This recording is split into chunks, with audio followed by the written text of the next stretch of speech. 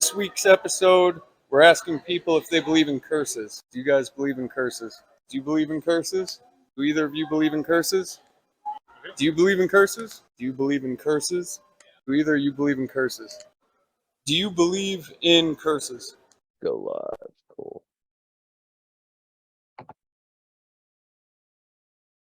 Welcome, everybody. Here we are, Sunday night, our usual time. We are Global Strangeness. Myself, Debra, we have Scott, Jeremy, and we are three strangers coming together with our love of paranormal and creepy stuff. So this week, we decided to talk about curses.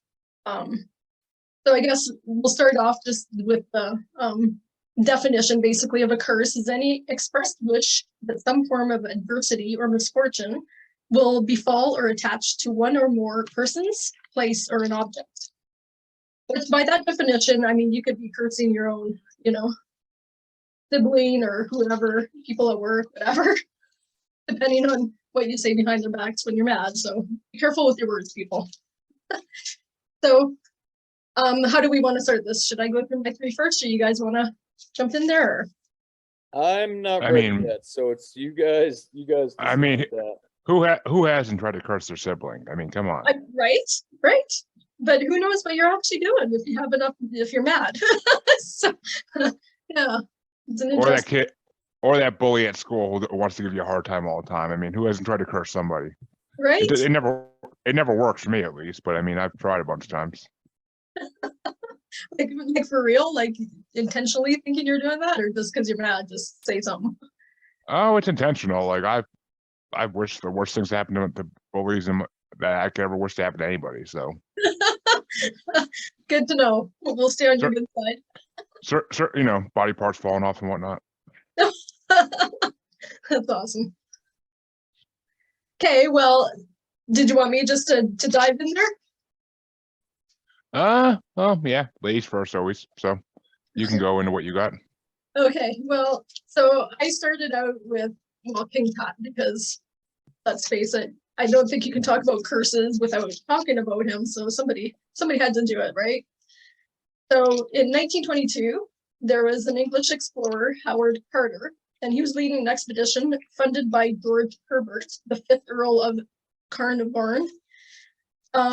When Carter discovered the tomb of Egyptian King Tutankhamun, King Tut, and all his riches and goodies inside.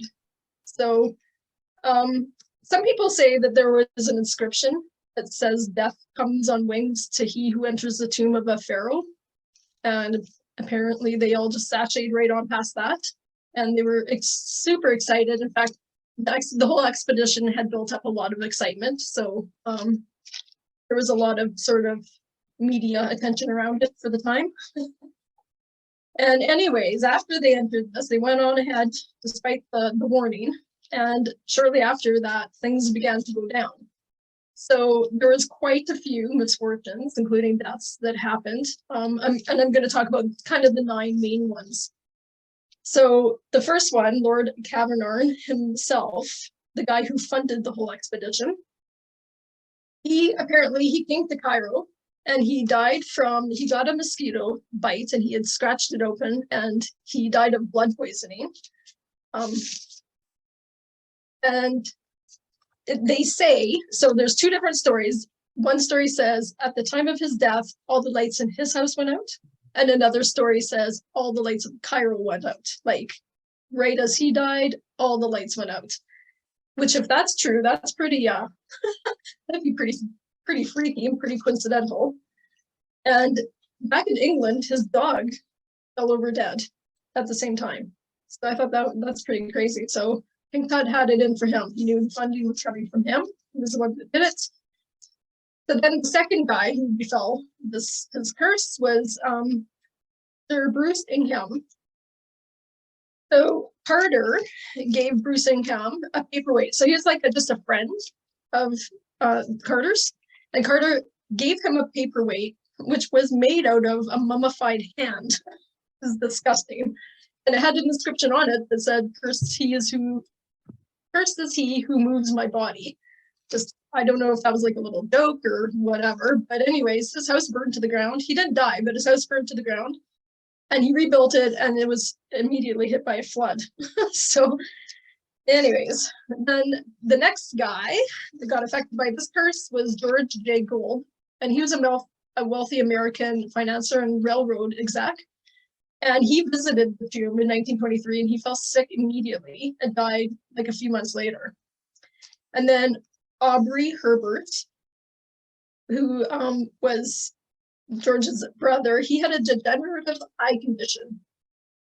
So it's kind of weird if this was really related or not, but he had a degenerative eye condition and he actually went blind. And the doctor thought it was because his teeth were rotting. So they pulled all of his teeth out, thinking that they would remedy the eye situation. And he ended up dying from sepsis. And this was only a few months after George's death. And the reason they think that he was just sort of a byproduct of being related to George. He had the misfortune of catching the whole curse. And then the next guy was Hugh Evelyn White, and he was a British archaeologist, and he helped excavate the site. And after seeing how many other of the excavators were dying, he actually died by suicide, and this is really gross. He wrote in his own blood, "I have succumbed to a curse which forces me to disappear."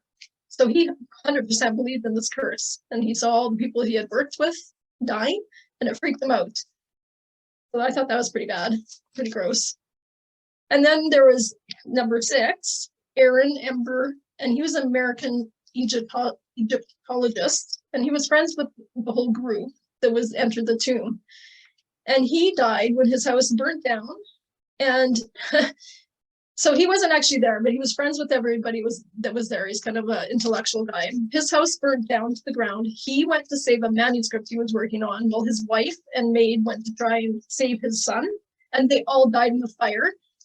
And what was the name of the manuscript he's working on? The Egyptian Book of the Dead. Took him out. So The first copy of the 10 Commandments. Yeah. So then number 7 was Richard Bethel, and he was Lord Carvenor's secretary, and he was the second person to get into the tomb. And he died under suspicious circumstances, aka he was murdered, smothered to death in a hotel. But he makes the list because he had a series of fires at his house, like a series of fires, like 4 or 5. And that's where a bunch of the priceless artifacts were stored. So a lot of the loot was in his house, and it kept having fire after fire, and then he was murdered. He makes the list. And then number 8 is Sir Archibald Douglad, which is weird, reads. And he was a radiologist. So this poor guy didn't really have much to do with it other than he x-rayed Tut before King Tut was given to the museum authorities. And he did the x-ray, and he got sick the very next day and died 3 days later, just for doing the x-ray on the mummy. That's pretty crazy. And then the last kind of notable one, was James Henry Breasted, and he was an Egyptologist as well. And when he was there at the excavation, and when he returned home, he had a little canary. It was his beloved pet, and it had been eaten by a cobra, and the cobra was still in the cage. And so cobras are a symbol for the Egyptian monarchy, and they're wearing on their headdresses and to represent protection. So he took it like everybody took it like it was a warning, like a ominous kind of warning. And he didn't die right away, but he returned to Egypt, and then he died immediately after his second visit to Egypt. So it was almost like they were warning him not to go back there, and he did, and he died immediately after. The guy who made it out completely fine was the first guy into the tomb, Howard Carter. He lived to be 64. He was healthy. He was fine. So obviously King Tut didn't blame him for any of it. It was more like the money behind it. So I don't know. What do you think? Is it a real? I mean, that's a lot of people with a lot of misfortunes connected to it. So it seems kind of real. What do you think kind of germs they pulled up out of that? Exactly. That could be. Yeah. I mean, that, and it's what, 1800s England? and Egypt. So people died all the time of mysterious things that they didn't yet know what it was. I mean, the X-ray guy has been probably getting exposed to radiation for how long? And like, Yeah. you don't think maybe that was just the last bit of radiation his body could take? Like, I don't know.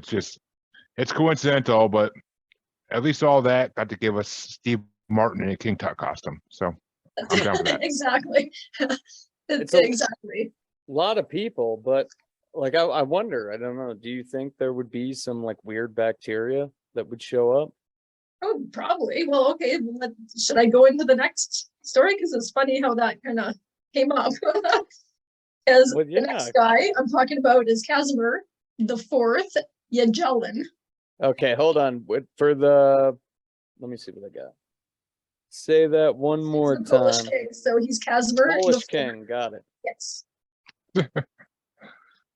So in the 1970s, 1973, so I'll start in the 70s. Poland was a socialist country, and lots of types of research weren't allowed. So this was really exciting for people. So just like the King Tut thing, there was kind of media frenzy around it, as media were back there. And people were super excited. And the only reason really probably that it got proved was because Cardinal Karol Wojtyła, who later, a few years later, became Pope John Paul II, was the one who was backing them. He was excited about it. So it took a pope, at the time, really high archbishop. But anyways, it got approved. And so people were so excited about this whole thing. So he was buried in the chapel of Wawel Castle. And people started joking about this being a curse, and they actually started referring to the King Tut thing, and they were like, yeah, there's going to be a curse around this, everybody that touches it, because there was so much frenzy kind of around it, and so much interest from people. So yeah, they should not have started joking.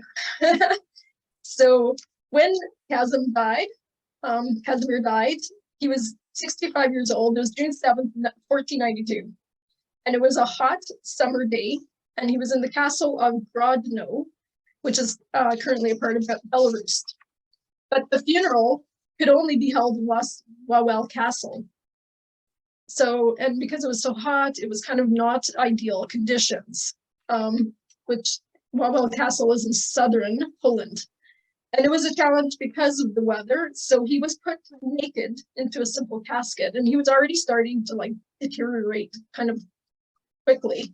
It was alarming to people. So they ended up covering him in kelp and then putting some really expensive material, wrapping him all up in really expensive material.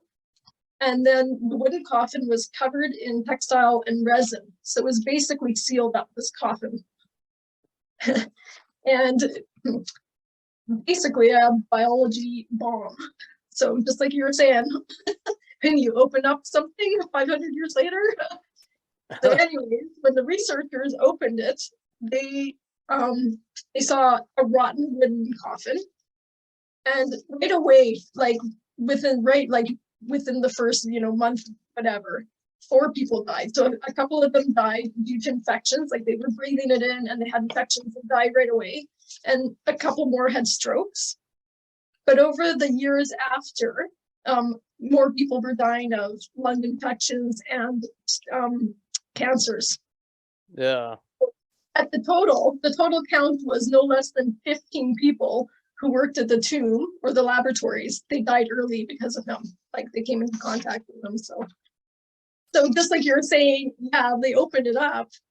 He didn't really curse anyone. It wasn't that he was angry. They didn't find anything, but he was just a stinky old biological mass that people breathed in. I don't know.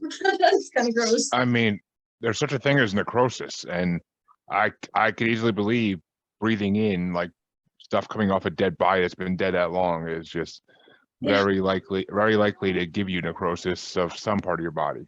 Yeah, 100%. And it's just people, because they were joking about a curse, and then all these people started dying. It seems like it was a curse, but to me, I think that's more like they should have been wearing masks and proper procedures. They that was 500 years, you said, right? 500 years later. Yeah, I think that's what it said in the thing. Yeah, The King Tut one's kind of crazy that like if that is the reason he died, 3,000 or whatever, right? yeah, like it's crazy that any germs were still like there, you know. I feel if there's such thing as a curse, I feel like Pat, he had vengeful. I feel like he'd be more the type to put a curse. This guy just, is just what it was. I mean, there's definitely curses out there. I mean, there has to be. I mean, it just there's too many unexplainable things in this world that like are said to be cursed, and I mean, we'll get into more of that once we get to some of our other stories, I'm sure. But Well, and I it's think just- that too, like there's fires, there's pets dying, lights going out. It's not just like the sky, it's all they breathed in something and got sick. But I believe more of a curse when it's like other misfortunes happening that are kind of coincidental. Yeah.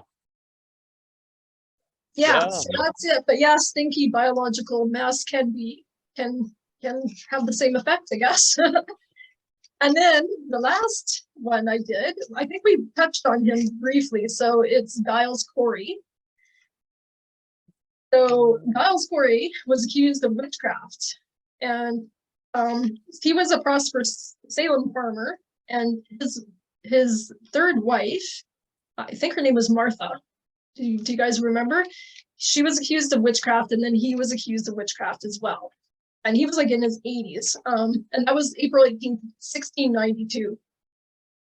And some accuser came forward and claimed that he had appeared as a spirit and tortured her and forced her to pledge her soul to the devil. So we all know everybody was coming forth and accusing it, anybody else, trying to get everybody else in trouble or whatever. So anyways, he refused to plead innocent or guilty. I found this is interesting. So under the law at that time, if you didn't plead either way, that meant you could not be tried for a crime. And at first I was like, well, nobody would plead, you just plea. However, authorities found a grisly loophole in the law, and it's called bien forte et dur, which means hard and forceful punishment until the plea is entered. And I'm like, ow, okay, this doesn't sound as good anymore. So essentially, the sheriff, who is Sheriff George Cornwell, ordered wooden boards to be across his naked body, and then heavy stones to be added really slowly. And I saw a picture of his tombstone, and it actually says "pressed to death" on his tombstone. Like that's what it said. So, anyways, he endured this pressing, like they would just add weight for 3 days, and he never cried out in pain at all. He was really stubborn. And every time he was asked to enter a plea, he'd just say more weight. So they were really pissed off. And finally, on the third day, he did die, and he uttered a curse though on the sheriff of the town. And apparently, so I did find a direct quote, although I'm not sure how accurate this is, but apparently it was, "Damn you, I curse you and Salem." But here's the thing, because he didn't enter his plea, his house belongings passed down to his kids, and they weren't taken by the government, which was essentially probably a lot of, the reason a lot of these witches went to trials, because I didn't realize that the government could claim all their belongings. And so this guy was stubborn, and he just went out, and his family retained all their assets. So anyways, his ghost is said to be seen walking around the Howard Street Cemetery. I think Jeremy talked about that cemetery once before, right? So he's what cemetery? Howard what cemetery? Street, the Howard Street one. That wasn't me. Okay, well, anyways, the Howard Street Cemetery, he's seen around there all the time. Every time there's a major disaster, he's spotted. And then there was a great fire, the Great Salem Fire of 1914, and he was spotted there. And the weirdest thing, though, his curse, the scariest thing is the sheriffs. So every person who's taken the position of sheriff of Essex County, every single one of them has died or resigned due to blood or heart issues. And it didn't stop until in 1991, they actually decided to move the sheriff's office from Salem to Middletown. And now the sheriffs are safe. They're not dying of heart problems anymore. So, what do you think? something up with that sheriff's station. Well, I find it interesting. Finally, 1991, they finally move it. Like, yeah. Yeah. So I can see that being a real curse because that guy would be mad. I mean, he'd be pissed. Yeah. Yeah. Behind it. Squished to death. What a terrible way to die. Steal his property. So yeah, that's my curses. On to one of you guys. You want to go first, Scott, or me? Or you want to show a video first? I'll let you go first. Either way you want to do it. All right. Why don't you show one of your videos while I'm getting set up? Okay, cool. Let me find one. So it's anybody who's watching, remember to wish Debra a happy Thanksgiving Tomorrow. over in old Canada there. Let me see.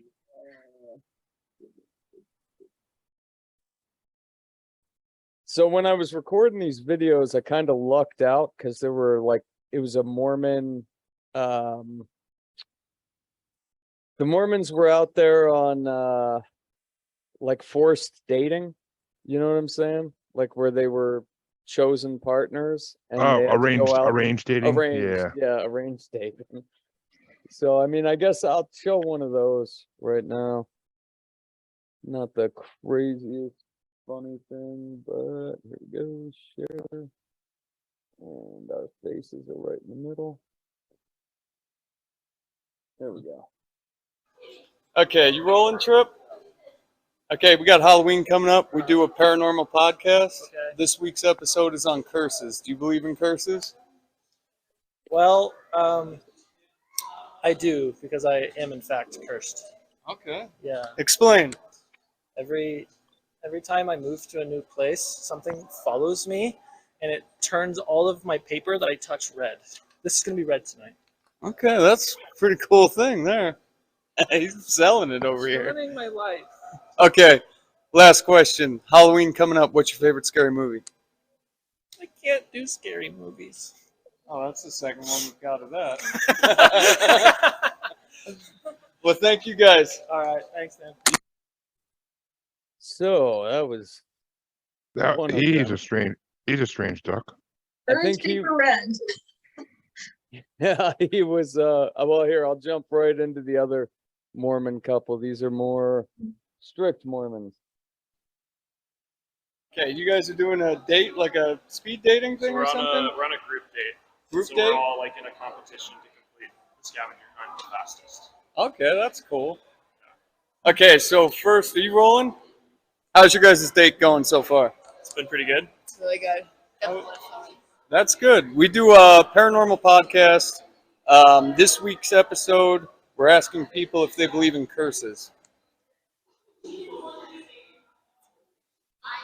I'm not sure because I've never seen it or known anybody to have been affected by it. But obviously, you read about curses in the Bible and Okay. in the scriptures. So I would say yes in that context. I just don't have any personal experience or know anybody with experience with that. Okay, that's good. Ooh, I really want to say yes to this one. And I think most people just call it karma or bad luck. Okay, that's fair enough. Last question, what's your guys' favorite scary movie? Princess and the Frog terrified me as a kid. Princess and the Frog? Yes, that voodoo man. Okay. I really like the haunted house, the animated one. You know, where Okay. like the house is like possessed Monster by House. Monster House, yeah, Okay. yeah. I really liked that one growing up as a kid. Okay, cool. Well, thank you guys. Yeah. You guys have a good day. You too. And if you want to check it out, Okay, well, that was the 2 Mormon interviews I got there. They were pretty cool about it. I haven't edited the volume down yet, so we got, some high pitches there. That's pretty good though. Yeah, I mean, some weird choices for some movie the movie choices in that one were unique, actually, unlike all the other ones where it's like Halloween, Yeah. Nightmare on Elm Street. I got a Full Metal Jacket this week, so As a horror movie? that's their favorite. I got a lot of I don't like scary movies, so All that right, makes happens. sense to me. All right, well, the first curse I brought tonight I heard about first actually on another podcast. I think it was Unexplained Mysteries on Parcast, but yeah, I had to bring it up because it's a pretty weird curse, actually. I mean, it's called the Curse of the. It's the painting of the crying boy curse, Okay. and to set the scene, in the middle of the night in Thatcher era England, a home in South Yorkshire succumbed to a fire. The lounge room was charred black, drapes and furniture reduced to ash. The owners of the home, Ron and May Hall, lost nearly everything to the blaze, except one item, a painting of a crying boy, his wide eyes looking out from the wreckage, not even blackened by smoke. And this wasn't the first time a picture of a crying boy had been found amid the ashes of a torched home. On September 4th, 1985, the British tabloid The Sun published Blazing Curse of the Crying Boy picture, a story about a very unlucky painting that caused fires, supported the comments of a local fire station officer. These paintings, the firefighter said, turned up mysteriously unscathed in fires across the UK, all of which started spontaneously. It was well known he would never think of owning this cursed painting himself. The couple had laughed off warnings that their painting was cursed, wrote The Sun. Let all other heed the warning and get rid of their own giant paintings of crying children immediately. In fact, the fact that paintings of crying kids were hung in living rooms in multiple households makes you double take you're not alone. The paintings, an odd relic of mass printed art, were readily available in stores during the 1950s and 1970s, and tended to appeal to young couples. While the paintings have not been reprinted for decades, their bizarre subject matter and backstory have kept the legend going from copy-pasted internet legends to books of local lore.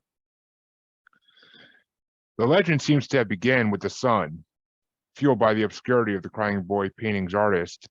The artwork bears a prominent signature of one Giovanni Bragolin, but for quite some time no one could find information about the man. Rumors abounded he painted hundreds of crying children, many of them street urchins. It was said in either Italy or Spain. Finally, a 2000 book of creepy stories called Haunted Liverpool claimed that in 1995, a well-respected schoolteacher named George Mowry discovered that the painter was actually a mysterious figure named, and I'm going to screw this up, Franchot Seville, Franchot, Franchot. I don't know how to say that, but the fall. Well, let's get our native French speaker on it. How do you say You're talking Franchot? to me? Yeah, you guys learn French, don't you? Oh, God, no, no, not since elementary school. But the Nope, following you're on backstory. No, okay, so yeah. I was gonna say, I'm like, I could have learned French too in high school, but I chose not to. I chose Spanish, and that little good that did me. But except when I'm drunk on vacation, and then it does me great. But according to me, but the following backstory from 2000 seems to be a mashup of reports from The Sun and Mowry. One of the urchins he painted was a boy named Don Bonillo, who accidentally started a fire in which his parents died in Spain. From then on, wherever the boy went, a fire followed, prompting his nickname Diablo. Some believe the boy was adopted against the will of a priest and was abused by the painter. In the 1970s, the boy was consumed by fire as well in an explosion caused by a car accident. According to journalist Dr. David Clark, who researched the crying boy legend for 40 Times and on his website, this legend has more than a few holes. Giovanni Bragolin and Seville seem to have been one of the few pseudonyms for Spanish painter Bruno Amadeo. And Clark could not find evidence that George Mowry nor Don Bonillo ever existed. Amadeo likely painted 20 to 30 of these crying boys after training in Venice after World War II, prints of which were sold in department stores throughout the 1970s. Another artist, Anna Zinkaisen, had a similar series of crying children paintings that were regarded as equally cursed. In The Martians Have Landed, Robert Bartholomew and Benjamin Radford reported that many people wrote to other newspapers in response to the Sun's coverage, including one woman who couldn't think of a reason such a lovely picture could suddenly be thought to be jinxed, yet wanted to toss it for safety's sake. Despite skeptics' responses to the public's distress via interviews and open letters, the story held. A post on the website of the Committee for Skeptical Inquiry says that the Sun added salient details such that the urchin was mistreated by the painter, with the explanation that these fires could be the child's curse, his way of getting revenge. According to Clark, the Sun was competing for readers with the Daily Mirror when the opportunity to develop the story arose, and the internet further grew the tale. Comedian and writer Stephen Punt also explored the legend on his radio show, Punt PI. That sounds like a name for a radio show that could be really taken the wrong way sometimes. But he attempted to track down the homes involved and found Jane McCutcheon, who had hung the print in her living room in the 1980s. McCutcheon, a mother of two, was cleaning her kitchen when she found that her handmade drapes, blinds, and curtains were suddenly ablaze. Her family escaped alive, but her home had been destroyed, except for a single painting hung in her living room of the crying boy. You could still see the little boy's face on the painting. She told Punt. Later, she heard a firefighter who saw the painting say, "Oh no, not another." After what was described as a series of coincidences and bad luck, McCutcheon speculated the painting was the cause, prompting her to get rid of it. Most of the fires had normal causes like cigarettes or unwieldy deep frying pans. Since most of the myth surrounds the nearly unbelievable fire resistance of the painting, Punt bought a crying boy picture of his own after being inexplicably delayed on his destination several times. He began to feel a bit nervous about the possible curse. When he tested its fire retardancy by setting it alight with the construction researcher Martin Shipp, they found that beyond the string that it hung from, it didn't really burn. While the lapel of the boy's jacket was singed and the painting suffered a hole, the damage stopped pretty quickly. This may have been due to a fire retardant vanish, he and Shipp surmised, which would easily account for why the painting would remain little touched and burn homes across the UK. During his own investigation, Clark also discovered that the painting was printed on compressed board, making it difficult to burn. Compressed board.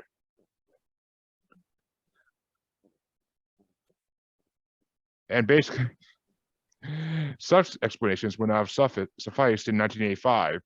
In the middle of the story's initial heyday, the Sun decided to take the legend further, requesting that the public send their crying boy paintings to them to be destroyed. The office got swamped in crying boy pictures, but the editor refused to display paintings in the office himself. Pictures of fire jinx, the paper reported. A week after its first article on the curse, the Sun published Crying Boy Curse Strikes Again. Though the painting under the headline was a completely different painting of a crying boy, the story was much the same. An ordinary fire turned creepy when an unscathed crying boy painting was found hanging in the house. And it has survived, the legend has survived to this day on the internet and has even sparked fan clubs. Don't ask me why. I couldn't explain that for the life of me, why there won't be fan clubs for paintings, but and apparently in a Holland-based club, there's discussions of crying boy painting sales. But I don't know. What do you guys think? You think it's possible that paintings of urchins could be cursed? Well, it's weird. It's the only thing left. Like compressed board might be hard to burn, but if the whole house is gone, but the painting, I mean, it would burn, shouldn't it? Yeah, I mean, it would. I don't know. I'm not an expert in that stuff. I thought maybe Scott would be more of an expert in that stuff. Yeah, I don't know. I mean, they tried to burn it by itself, didn't they? Like purposely. They did. Yeah. Well, I mean, maybe they had enough flame retardant on there. Maybe it didn't hit that part of the house as hard. Got knocked under. I don't know. So if anybody's ever done like a printed version on a regular piece of paper and see if it has the same effect. Yeah, when you guys go for it. Yeah, I didn't even like it when you were making his eyes so big. I was like, don't look at his eyes. I had to download all these cursed pictures on my damn phone. Okay. Yeah, I will. Yeah, no. Looking up curses was not like a. That's like trying to type in how can I get a virus on my phone. Right. I can give you a couple websites I went to when I was younger. Yeah. I kept getting curse words that should be used more often. Things like that. I was like, what? Oh, Yeah. I guarantee I use them all often. But Yeah. I found like gypsy curses, and it's like, ooh, do I want to well, read this? actually, we'll get into that in a minute with gypsy curses because we have a movie to talk about for that actually. But next, I think I'll go into the Superman curse. Superman I- Curse. I wanted I've to known do about- The Exorcist. I just didn't have enough time. But And I saw it, but it's so overdone. the- I didn't want to do it. the Poltergeist. I'm sorry. You were talking about The Exorcist Curse last week. Yeah. You saying hi to everybody, Munchkin? What do we got? Sharon, which is the next one? Superman curse. Superman Curse. That's right. You said that. Let me get Superman. There we Which- go. For those who are, I don't agree with this statement, but according to KQED, if you're a millennial, when you think of Superman, you most likely think of Dean Cain, who played Clark Kent in Lois and Clark, The New Adventures of Superman, which, as a millennial, I disagree with that because I never watched that show in my life.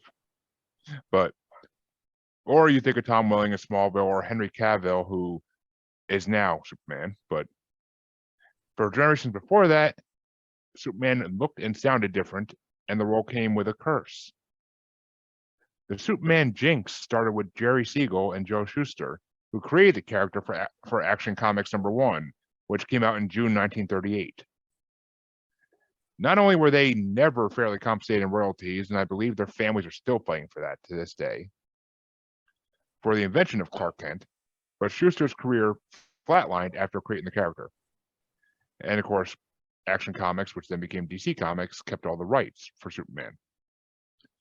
By the 1950s, Shuster's eyesight started deteriorating, and he was forced out of comic books entirely, and he eventually almost became completely blind. So that was the first victim. Max and Dave Fleischer were the next two to suffer.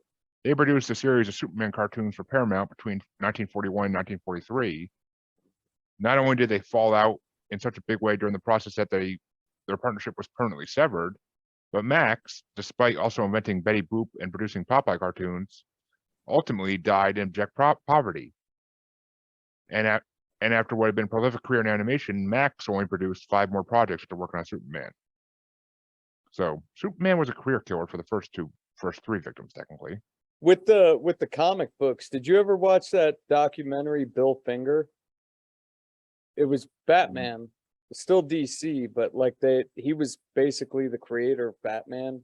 And then what was the one guy got the credits for years and years and years, and then they finally started putting Bill Finger in. Dave, oh God. No, not Dave. Oh my God, I could see it. Oh my God, I should know this as big as a comic book fan as I am. But Well, Bill Finger was the one who created most of the Batman shit. And he died penniless too.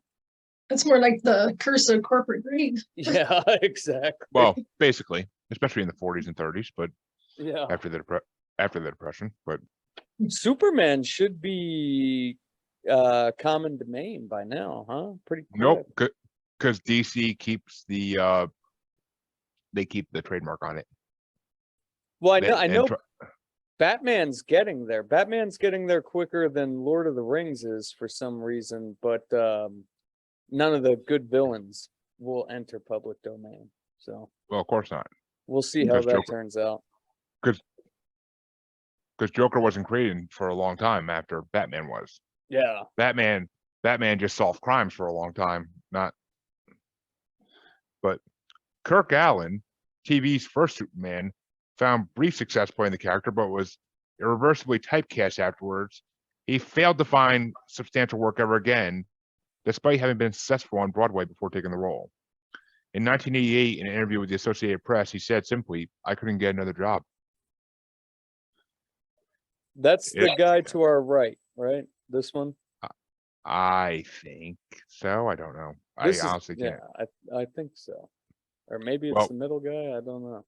Misfortune also befell TV's second Superman, George Reeves. He took on the role in 1951 and continued to play him on screen and stage until his suspicious death in 1959, which he was found dead from a gunshot wound days before he was due to get married. His death was ruled a suicide, despite the fact that his fingerprints were never found on the weapon that killed him. His tragic story was immortalized in 2006's Hollywoodland movie, which is a good movie for anybody who hasn't seen it. And he was just 45 years old when he died. But the curse really started, and this is the part people know about more, with Christopher Reeves when they revived Superman for movies in 1978 and the 4 movies that came after it. He was paralyzed from the neck down in 1995 in a horse riding accident, and he died in 2004, followed 2 years later by his wife Dana. The 44-year-old actress, singer, and activist died of lung cancer, despite never even having been a smoker. And his co-stars didn't fare much better. Lee Quigley, the actor who played the infant Clark Kent in the first movie, died at only 14 years old from solvent abuse. 3 years after, Oh, 3 years, shit. yeah. 3 years after last playing Lois Lane, Margot Kidder got into a horrific car crash and was rendered unable to work for several years. After physically healing from the accident, she suffered a nervous breakdown in 1996 and was found in a stranger's backyard, beaten, hair hacked off, teeth damaged, and in a deeply distressed state. Convinced that her first husband was trying to kill her, Kidder had attempted to fake her own death to get away and has been living on the streets.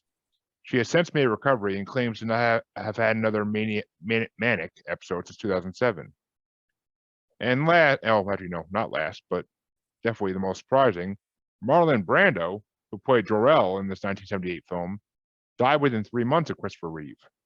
After a run of horrendous familial tragedy, Brando's son Christian spent 5 years of his life in prison for murdering his half-sister Cheyenne's boyfriend. A month after her boyfriend's death, Cheyenne gave birth to their child, only to lose custody of the infant after increasingly erratic behavior and a schizophrenia diagnosis. Cheyenne committed suicide in 1995 at the age of 25, and Brando subsequently became a recluse. And not last but not least, despite the fact that comedian Richard Pryor battled drug addiction and was involved in a self-immolation incident well before his role in Superman 3, believers still think certain aspects of his life, including his multiple sclerosis diagnosis, are related to his curse. That's one of those words. Might have been the cocaine use too. Might have been. Just saying. But in more recent years, it seemed to have evaporated, though it is noted that 64-year-old Man of Steel producer Lloyd Phillips passed away of a heart attack in January 2013, 5 months before the movie even came out. In addition, Kate Bosworth, who starred as Lois Lane in the flop Superman Returns in 2006, attributed her breakup with Orlando Bloom to this curse. 3 people who worked on the DVD of the film were also horribly injured during that time. One was mugged and beaten, another fell through a glass window, the third fell down some stairs. In truth, if there ever was a real Superman curse, the worst of it seems to be over. This hasn't stopped DC and Warner Brothers' new Superman-related show from leaving Clark Kent out of the equation entirely, though. And fans are in disbelief that Metropolis, a 13-episode series, will center only on Lois Lane and Lex Luthor's lives before Superman's arrival in the city. But with this kind of cursed history, who can blame them? And I've heard nothing about this show, so if this show is really happening, it's news to me. but this article was written in 2018, so it feels like that show's not happening. Right. Maybe we'll get lucky and the Superman curse will, end the new Justice League with Ben Affleck. That would be a plus. That'd be awesome. That would be super cool. But yeah. Well, that's a fair amount of people that had misfortune, so. Yeah, I mean, I'm not sure if I believe in this curse or not, but I don't know. I mean, a lot of things, I've heard about this before. That's why I wanted to do this one, because it's one of those things where, I don't know, because it's just so many bad things have happened to the people involved with Superman movies, especially from like the 70s movies. Like everybody involved in those movies had bad things happen to them afterwards. So if they were to do it and they asked if you'd come on and be an extra, would you? I mean, there's no reports of extras getting hurt, so I If guess the money was right. You're going to So, be the guy holding the Prime Boy painting in the background. I might die of what was it? Solvent inhalation. That's not even, that sounds terrible. Uh, That's a lot of people though, yeah. Was that huffing paint in a bag? Is that how they died? Smoking airplane glue? But the last one I wanted to bring tonight, because I actually looked up like a couple lists of like the top curses ever, Mhm. and this one was on the list, and I had to do it. But this is just basically a feature for do not F with the pass. But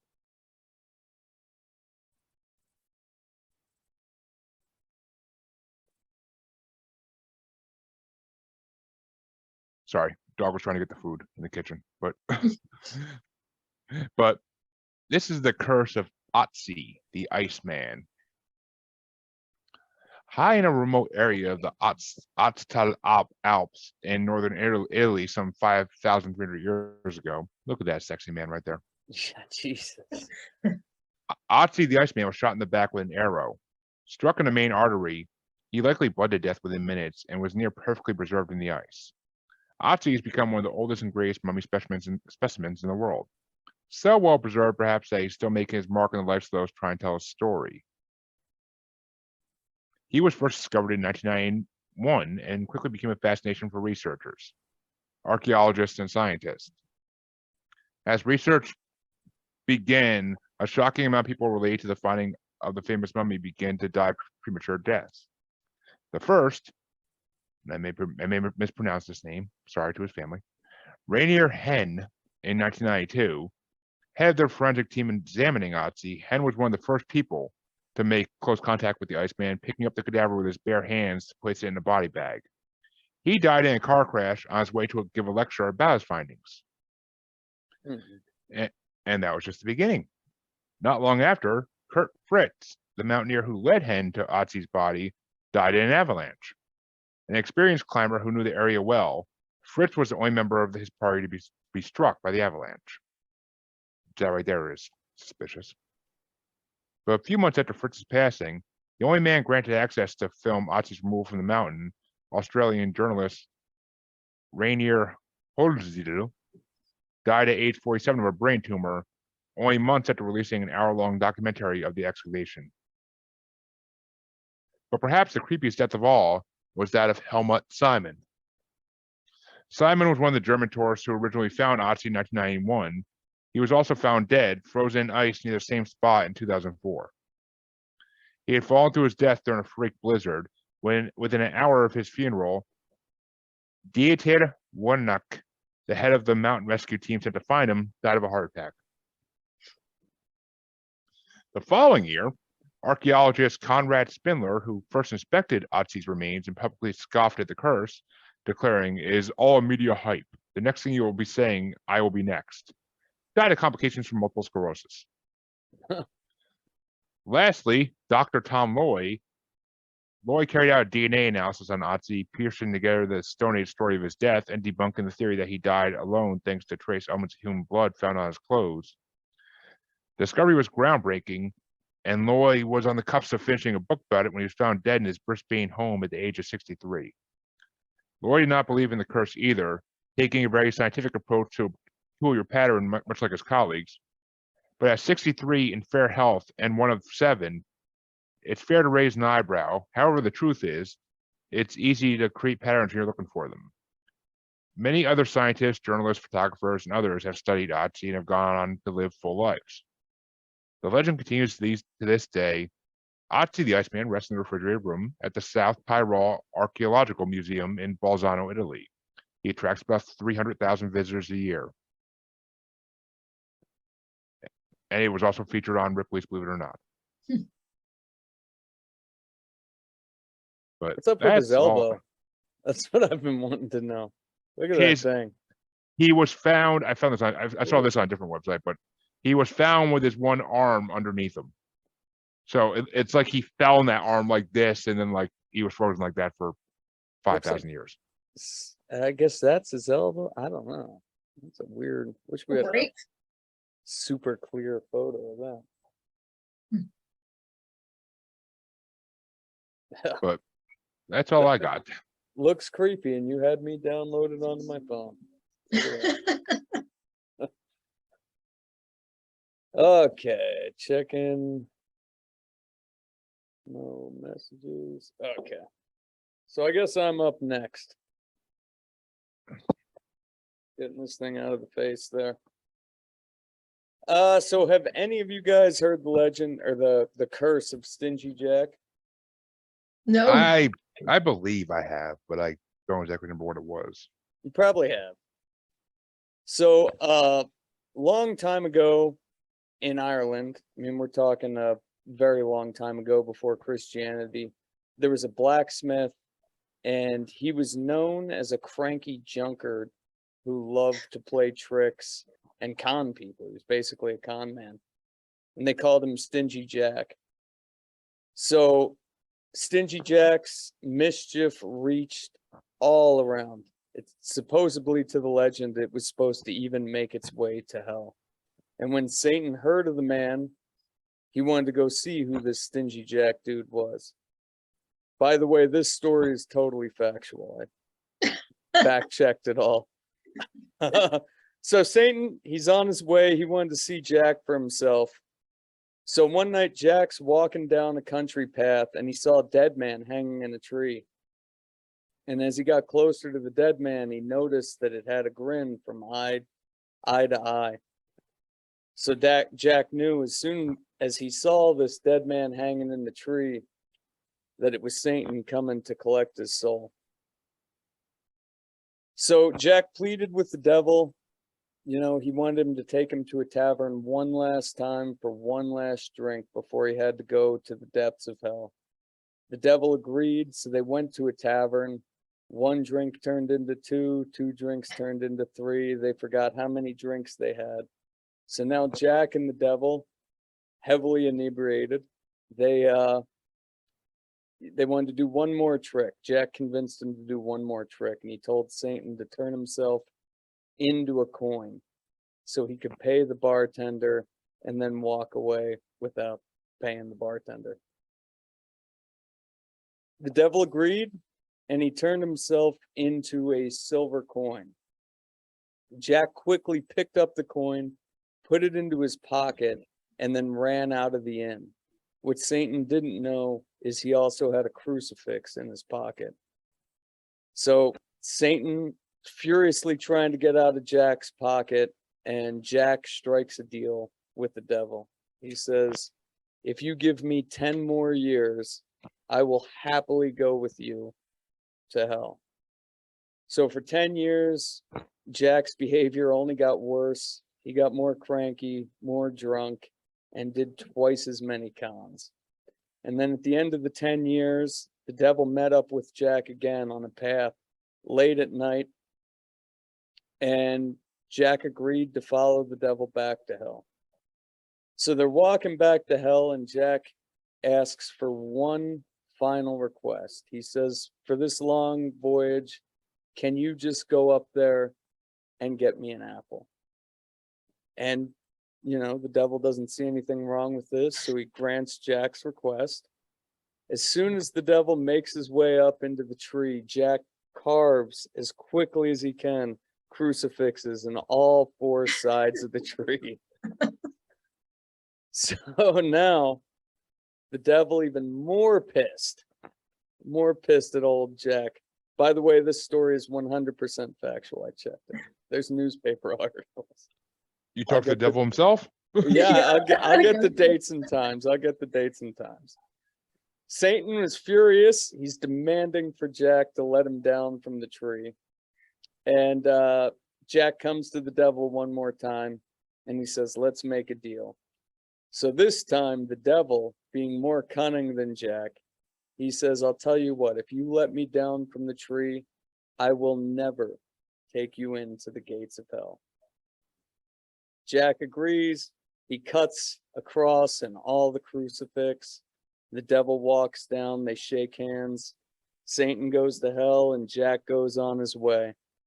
For a couple more years, Jack is just doing his thing, terrorizing the community, getting wasted, passing out all over the place. And then eventually the cirrhosis, which we've talked about many times tonight, finally catches up with him, and Jack dies. He finds himself on the pearly gates, right there with St. Peter. And St. Peter looks at Jack and says, there is absolutely no way you are getting in these gates. And, you know, Jack tries to plead. There's actually another story where Jack wastes three wishes with this heavenly being, but those weren't factually correct, so I didn't use them. So Jack, with nowhere to go, he's wandering the void. He decides it would be better to go to hell than to travel the unknown for the rest of existence. So at the fiery abyss, the devil is waiting there, more pleased than ever. Jack asks if he can come in, and the devil, obviously getting his comeuppance, refuses him. But being the nice guy that the devil is, he gives Jack a hell ember, which will last forever.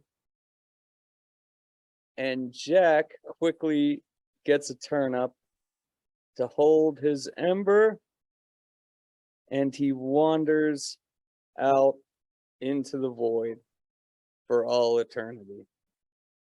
I have And- heard that before, I believe. This is how we get the legend of the jack-o'-lantern. So Jack, in Ireland, if you see one of these lights we always talk about, these lights floating around in the forest, that's said to be Stingy Jack.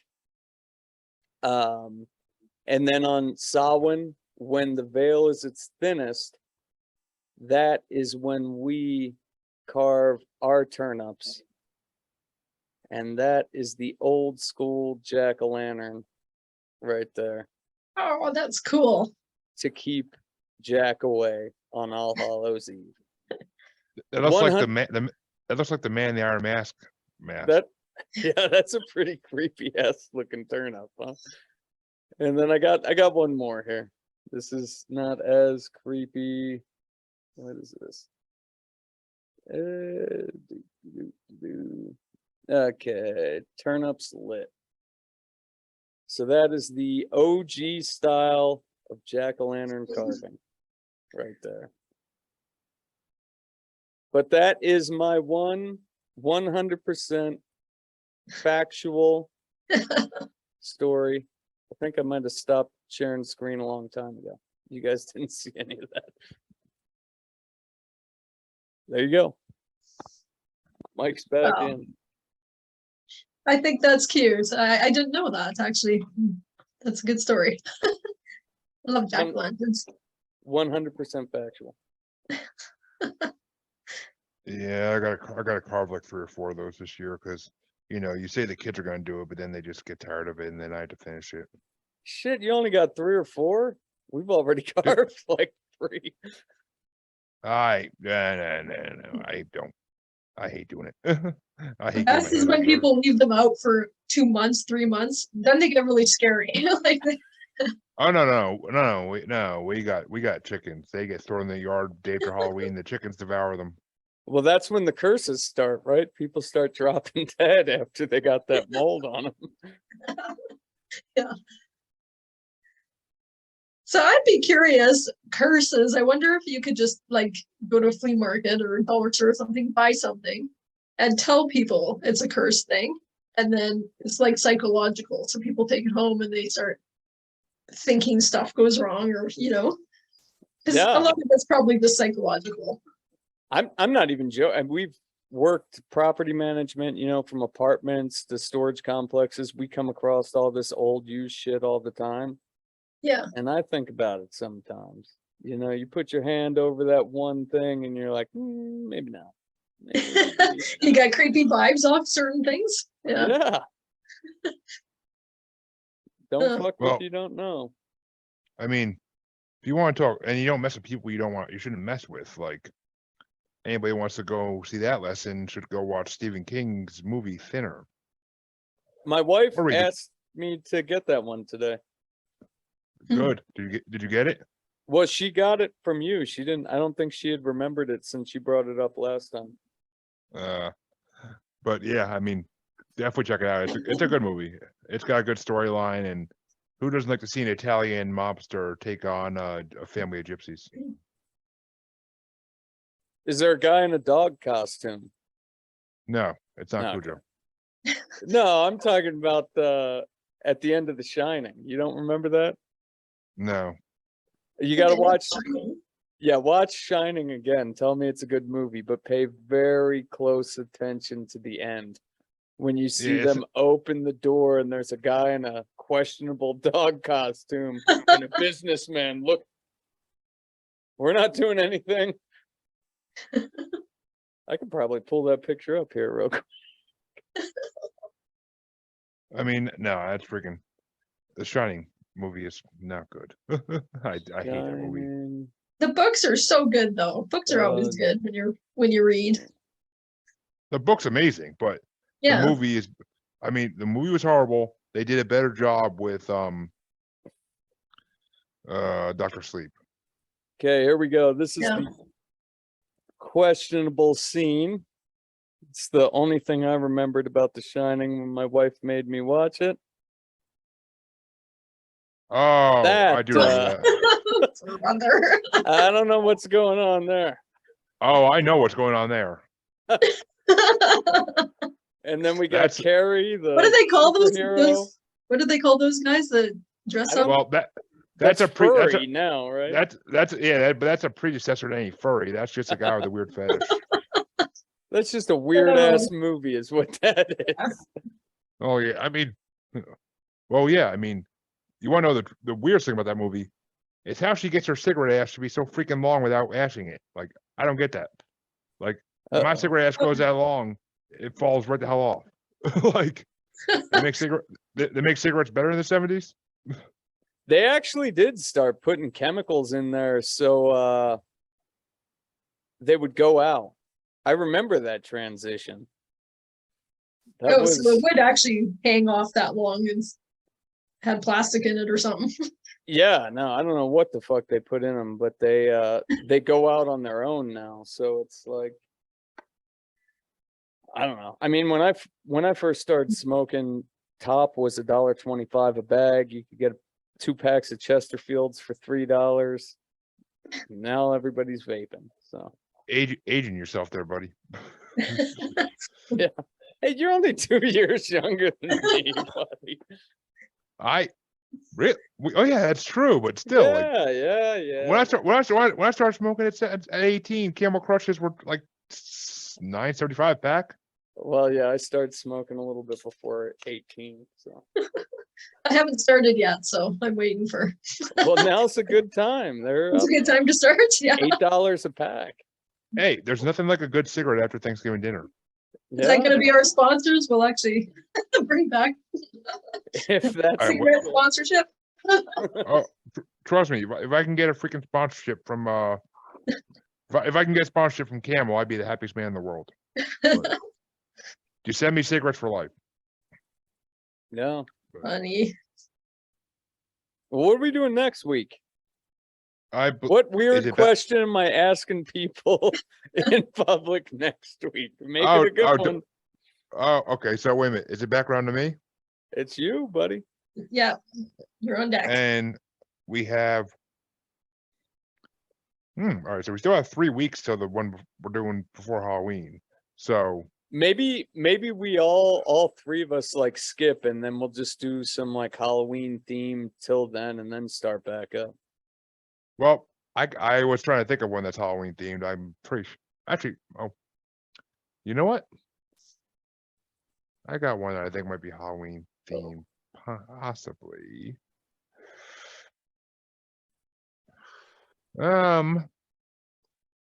I say we do.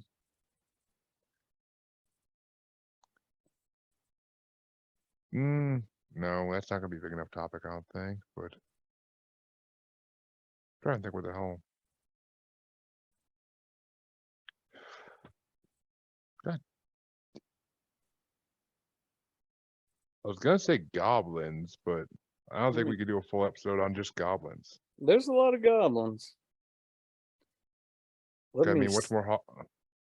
It's definitely Halloween. turn on the map, a calendar. What do we got here? What We is could today? do. Today's the 9th. So we got Oh, one, actually, nope, two, nope. 3. Better idea. Better idea. Let's take curses and let's go to their tag team partner, superstitions. Okay. Not even gonna have to look that one up. So let's try to find superstitions and find some origin stories on them. Yeah, sounds good. They'll be easier to ask people too. Curses wasn't bad. Yeah, mean, people have heard. I mean, everybody's heard of these Yeah. stories or whatever, right? But because Halloween's coming up, you should have to ask people all these questions while wearing a mask for each of the next few weeks. Yeah. And whoever picks the topic has to pick what mask you wear. I've got a Biden Harris 2024 shirt, if that'll work. That'll scare people away. Come on, Scott. But no, you could. I think you should wear a leather face mask. I gotta go in public, buddy, without getting I arrested. know. Yeah, I don't Oh, know. come on. So the week before we're gonna do the favorite movies, so people have a chance to watch some of those. What do you want to do the next week? Well, that would be back to you, wouldn't it? Yeah, but do we want We're to just doing Halloween. Yeah, Halloween, anything Halloween. So we got Well, superstitions. superstitions on the 16th, and then we got the 23rd open because 30th we're doing our top 10 horror movies. The 30. Well, no. Okay, so the 23rd. I say we do the top 10 horror movies on the 23rd, so everybody has a full week to watch them. Yeah, Yeah, I've been watching them for the last month, so I'm good.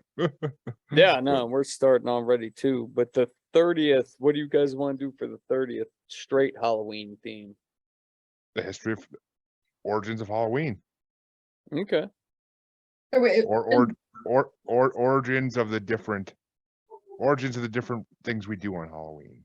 I mean, you already covered the jack-o'-lantern thing, but that's the least of them. So Yeah, I we mean, could. There's still a lot more to cover than that. yes, there is. Which was So- created by me. And actually, we'll be doing it on All Hallows Eve, which is even better. Maybe we could do like history of Hell Night, or like the worst things that have happened on Hell Night We'll think with about the it. history. Yeah, we'll go. We can talk about it in chat and figure out what we want to do. No spoilers for our listeners if we have any. it's Well, gonna be scary. That's all. let's end the stream for tonight. Going off